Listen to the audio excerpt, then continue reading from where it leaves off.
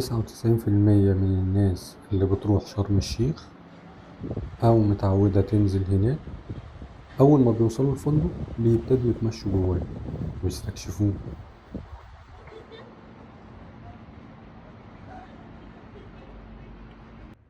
أو بيطلعوا الغرفة الأول يغيروا هدومهم وينزلوا على طول يبصوا على الفندق يستكشفوه.